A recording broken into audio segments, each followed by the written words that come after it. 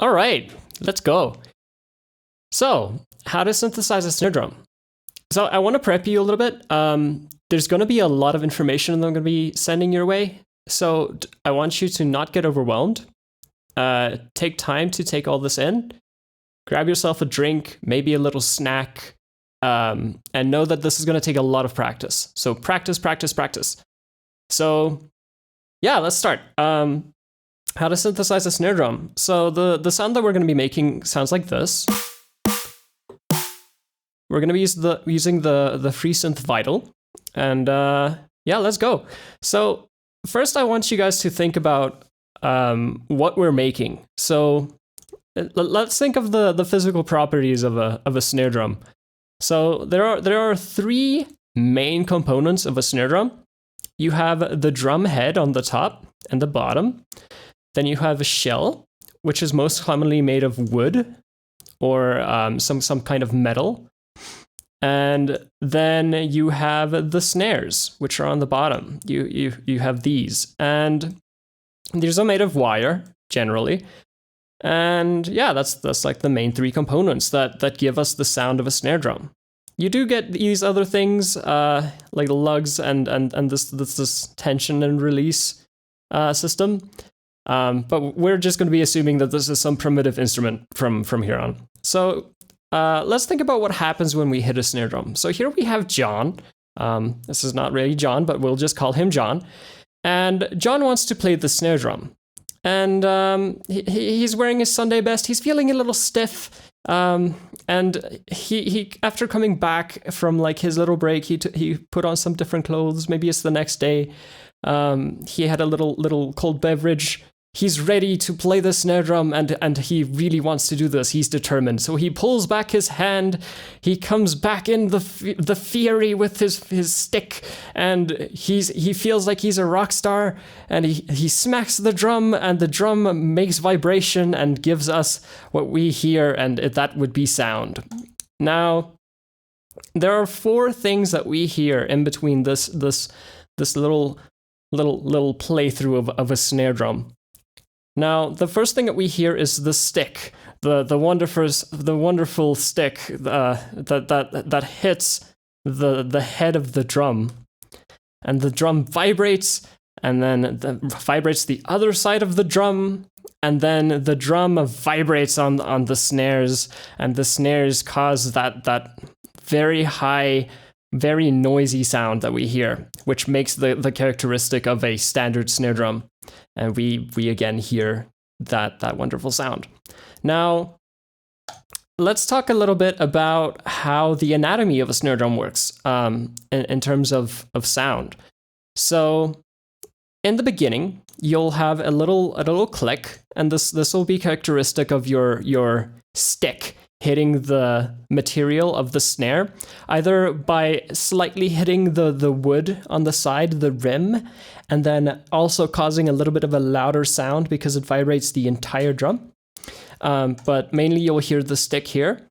And then you have the main body part. This is usually very clean.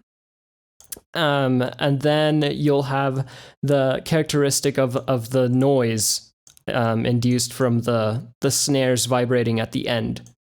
Now, if we play each of these individually, then you can hear that we have each individual part, including the little bit of a ringing that might be induced from like a metal body snare drum.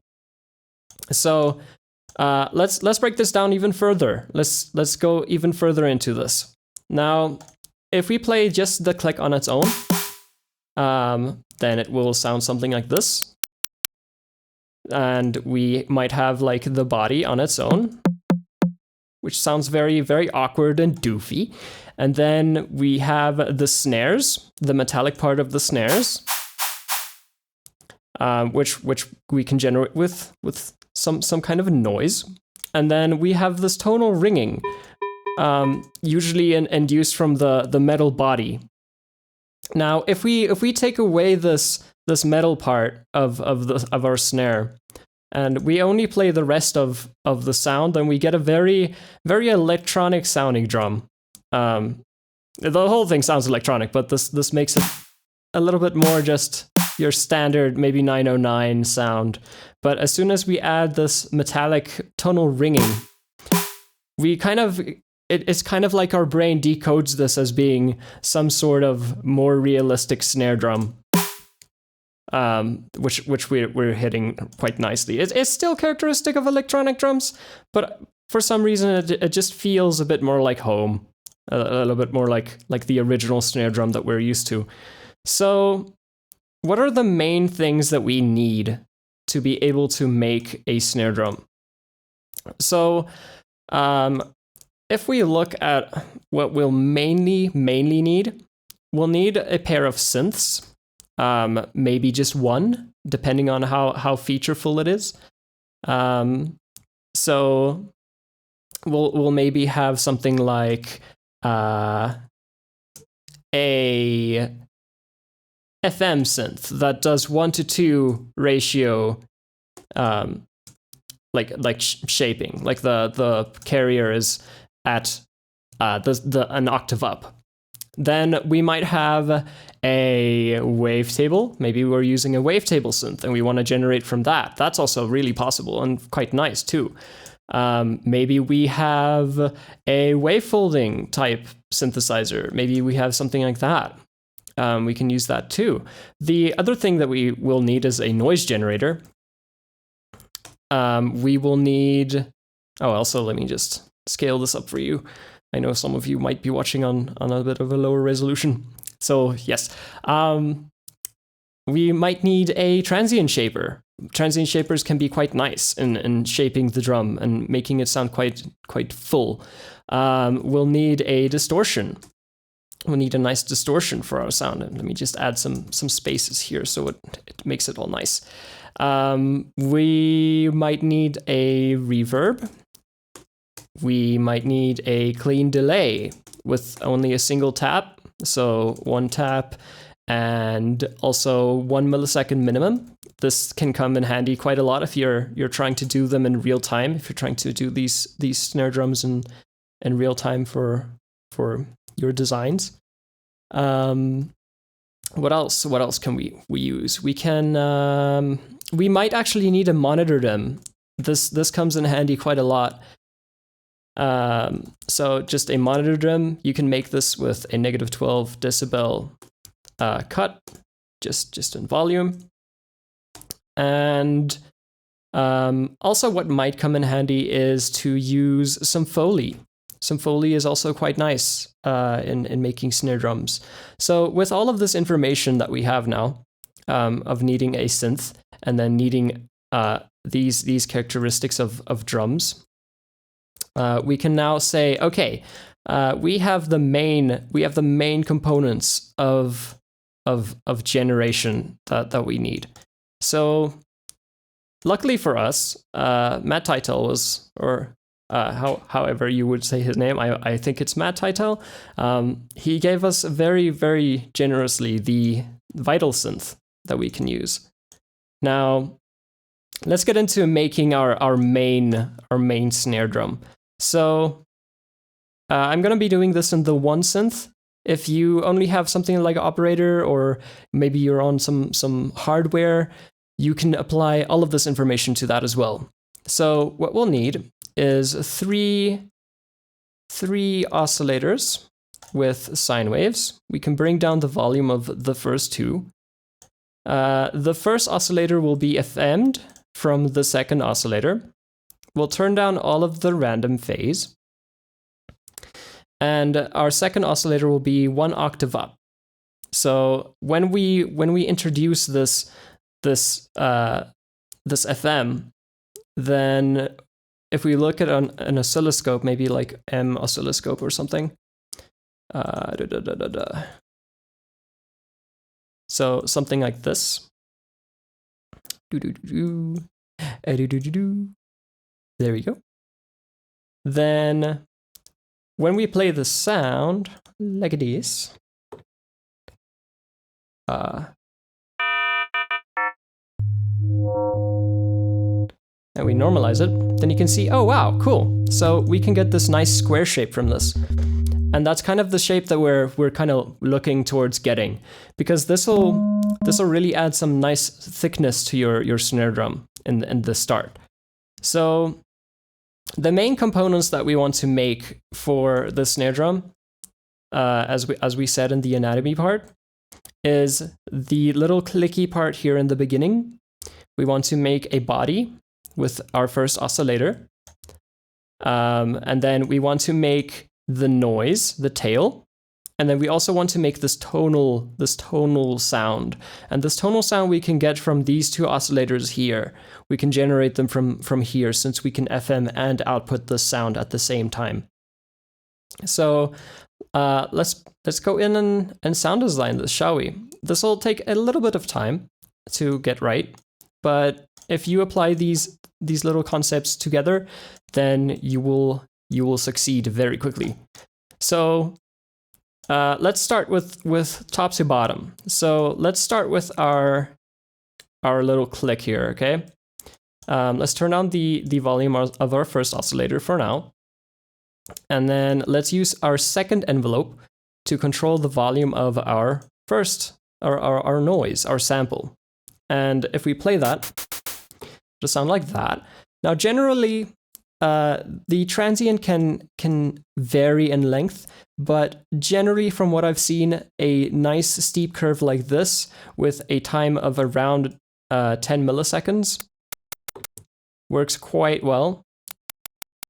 That's down here. Something like that. And then what we can do is we can take our oscillator over here and then apply a volume envelope to that as well. We have many envelopes in Vital, luckily, so we can do this quite easily. If you're in something like Serum, you can use the LFOs as all of your envelopes. I just tend to use these more because you get nice timing, nice time readings on this. But you can definitely do this by ear if you are so inclined. So let's start by doing this, and then throwing our nice envelope on here. This usually ranges from around 50 if you're going for very tight snares, to around 200 or a little longer if you're going for like really doofy snares. Now, it's nice to have a little bit of hold in here, because it tends to make the drum a little bit tight, a little bit stronger when you're designing these. Now I'm gonna go for a little bit of a bit tighter snare, so I'm gonna go for like 20 milliseconds and maybe like 100, so we're at like around the 120 mark. And then let's bring in our second oscillator, add a little bit of that waveform that we were talking about earlier. Let's actually bring this up so you can see at the same time. So now what we'll do is we'll automate our FM so that we go from this very high, very much like thick frequency type sound to a very static, just single oscillator. Now without this, you have that. With this, you have a bit more harmonics coming in, and you can shape this in the way that you want. Maybe something like that. Now that we have both of those, we have both our transient and our body now. Let's look at making our snares. So let's take another envelope over here and put that onto the same noise oscillator or same noise generator or sample. Now we can make this nice and long, and then we can bring our attack up. Maybe usually I find that this works well if you leave a little bit of time for the body to do its thing here. And then you'll start hearing, wow, that starts sounding like a snare drum now. And what we can do now is bring in our harmonics. because now we have our tail. We can sculpt this nicely with the decay and with the ranges here. Now let's go into making our tail. Now I found that a lot of people will recommend using FM for this, but I found that FM doesn't always work that well for me. So I've started using RM instead, ring modulation.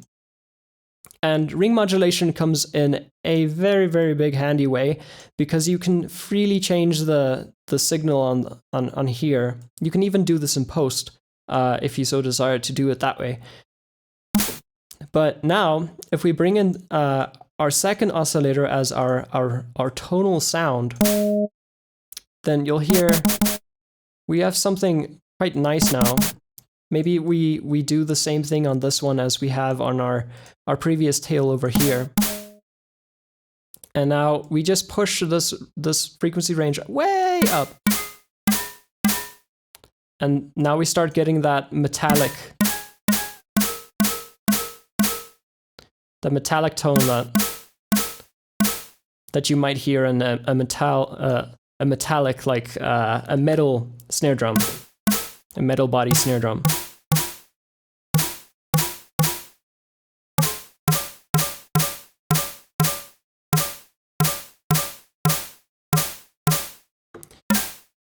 Now, what we can do is we can take our noise and maybe shape this a little, because what generally happens is the beginning of a snare drum sound will usually be a lot brighter than that of the tail. Usually the tail tapers off quite a bit. So what we can do for this is maybe take another LFO here and throw that onto our shape. And then just have it go from high to low, like that. Maybe just a little less so it tapers off. And now we can make this faster, make this only trigger once with an envelope, do that for this as well.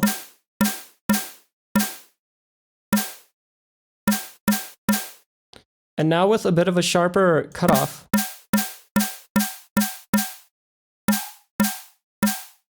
we can start implying some tonal variances into the noise.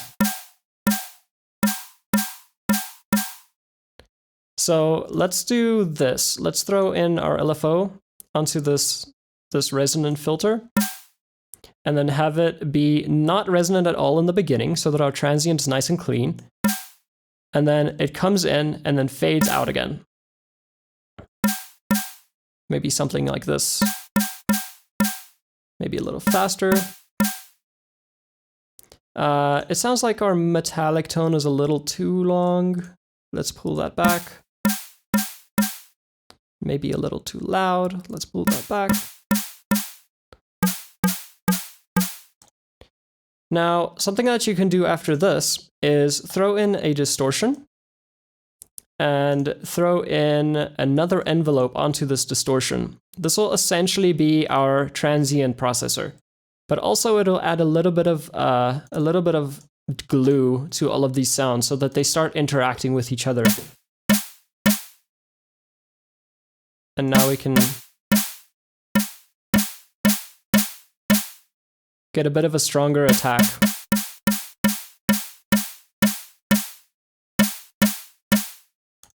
Now, something that could be very important as well is if you tune the top and bottom heads differently for your snare drum, then you get a little bit of a pitch difference, a little pitch fall or something like that. So what we can do is throw in our LFO4 with a low amount here, and then throw it onto our pitch and just make it nice and fast. Now this also helps our transient because just in general, when you start adding all of these together in this way, you start getting a nice ringy transient for your drum. Now, you can, if you make this shape where you only have like top to bottom, for Vital, I recommend doing this instead, because if the beginning of this one is up, I find that in most synths, it helps the pitch will start from the top and not go from the bottom, calculate a very, very small time going to the top and then go down. And then you can just move this one dot around almost like a XY pad and start getting a ton of different snare drums.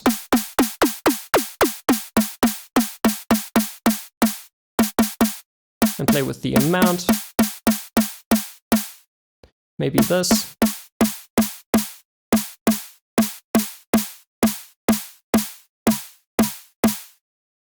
Maybe we can filter out our second oscillator so we only have the high end. Maybe around 1K.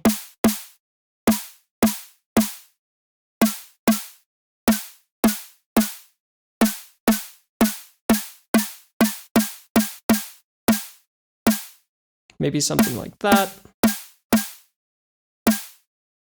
Now, what you can do after this is you can use the chorus. Now, the chorus inside of Vital, I find, sounds very much like a reverb. It kind of sounds to me personally just like a lot more like a reverb than it does a chorus, and I think it has to do with the amount of comb filters that it's using, or amount of delays. Essentially the same thing. Now, what you can do is throw on your same envelope onto the chorus. So only your tail is getting chorused. Maybe we can turn down our main oscillator's volume so it's a little shorter.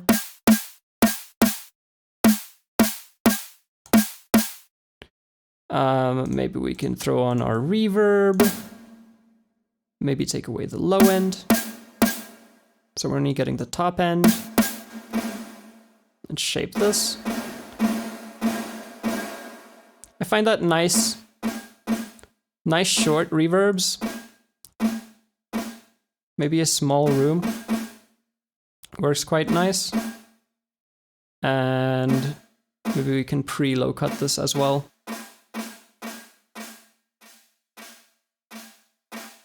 Just so we're not getting as much of that low fundamental into the reverb. And then we can do the same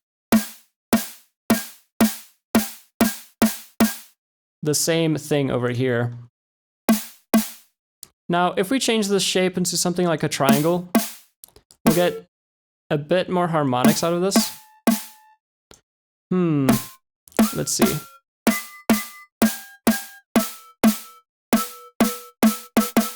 Maybe something like that. A little less distortion. Maybe a little less of our fundamental. A little less of that distortion over there.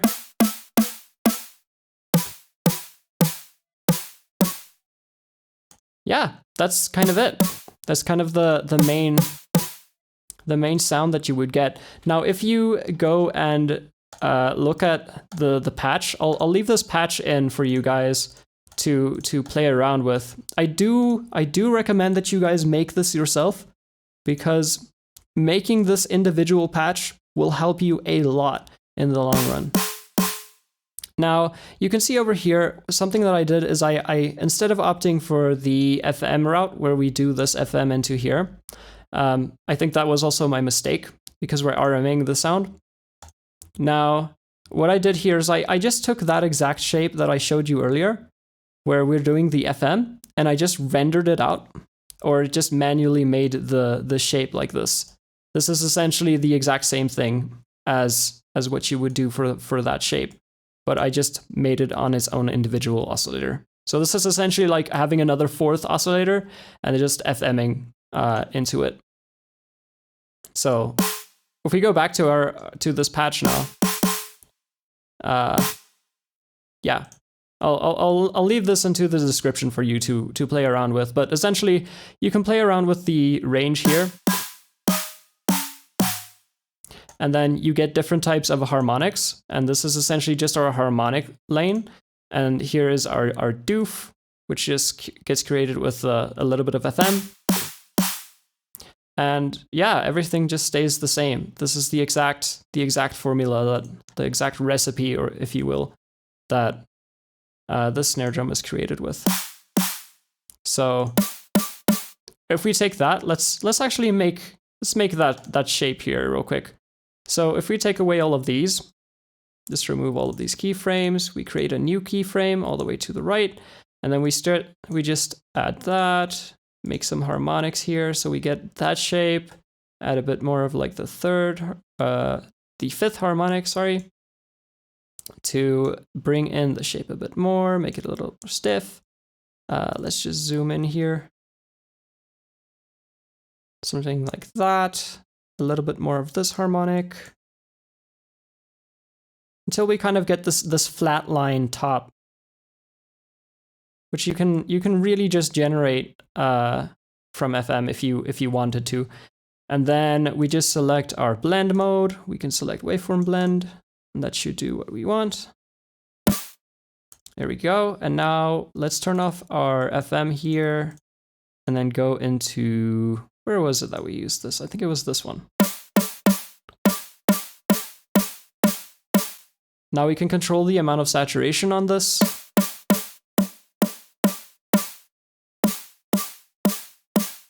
Something like that. Let's move this down.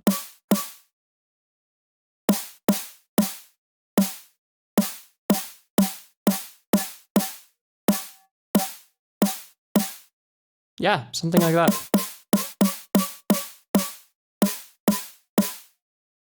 We're kind of getting there. Let's go back to our fundamental and shape it a little bit. Yeah, kind of like that. So yeah, you can just continue tweaking on this patch again and again and again, and then start playing different notes. Because what this will do, if you enable key track on your filters before you start moving them around, they'll play nice with when you move your key up and down, and kind of keep the same characteristic that you're implying. Now, something that you can do as well, we ran out of envelopes now, but what you can do as well is, instead of having an actual reverb here, that also works quite nicely, is throwing on another LFO, but then this one is just extremely, extremely quiet. Just so you have another little LFO that just comes in. To kind of imply that the sound is in a room. So this is if like absolutely worst case scenario, you didn't have a reverb and you can't send it to somewhere and then tame it with something like an LFO, then you can just use another, maybe you have another envelope or something and just have another generation of noise. Usually it works really nice if you have another noise generator and you do a bandpass, and then that becomes like your tail. So yeah, you can hear that this is starting to take shape now. Maybe add back our effects, maybe a little less of the chorus. Oh yes, we can throw the chorus into our high end instead of having our fundamental be all weird. Can imply some weird metallic texture by doing this, which is just creating that. That's why I feel like this is quite a bit like a reverb, or maybe like a ton of delays. Maybe something like that could be nice.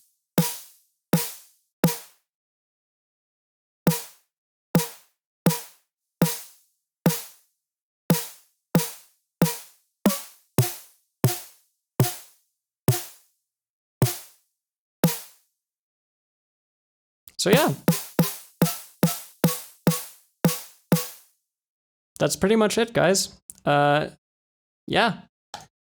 So that's all I wanted to leave you with. The main things that I want you to remember is that you will essentially have 4 elements in your snare drums. You'll have a transient, you'll have a body, You can saturate the body with either FM, you can do it with a wavetable, you can do wavefold synthesis if you wanted to manually apply these distortion types. And then you make your tail with your noise, and then you make a nice tonal layer for it. This can be Foley, this can be a mixture of maybe, I don't know, a ring modulation where you maybe ring up some noise or something like that. There's so much possibility for you to create drums with this. And yeah, I'll leave the patch in the description and hope you all have a wonderful day.